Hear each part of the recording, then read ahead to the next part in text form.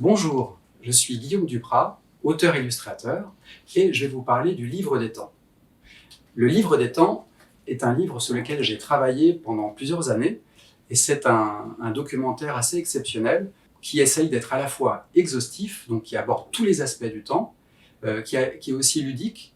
Il a été fait avec Olivier Charbonnel, qui est ingénieur papier, et puis il a été fait sous un angle poétique. Poétique parce que comme c'est un thème qui est assez complexe et qui est abstrait, le temps, j'ai trouvé une manière, par l'illustration aussi, qui permet de le rendre accessible.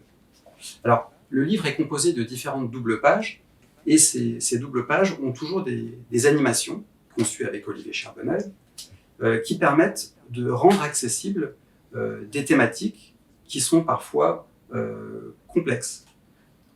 Par exemple, dans cette double page, la thématique qui est abordée, c'est comment faire pour synchroniser deux horloges.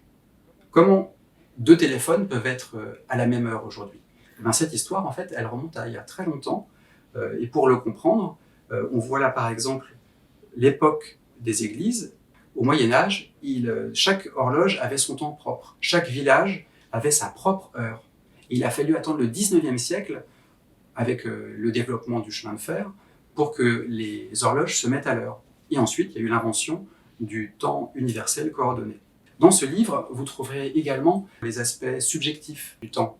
Le temps n'est pas que quelque chose qui est scientifique, objectif, c'est aussi quelque chose que l'on ressent. Les émotions jouent un rôle très très important et rendent le temps relatif. Et puis, dans ce livre, il y a aussi des aspects très scientifiques qui sont montrés.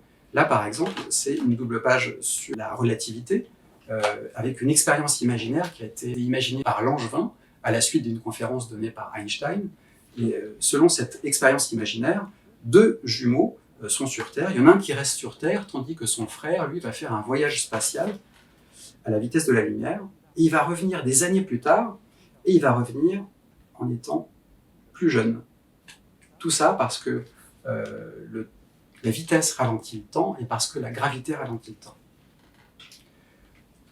Donc ce livre, c'est un livre qui aborde la question du temps d'une manière absolument nouvelle, et j'espère qu'il va être comme une sorte de bulle de merveilleux dans laquelle les enfants vont pouvoir s'accaparer la thématique du temps.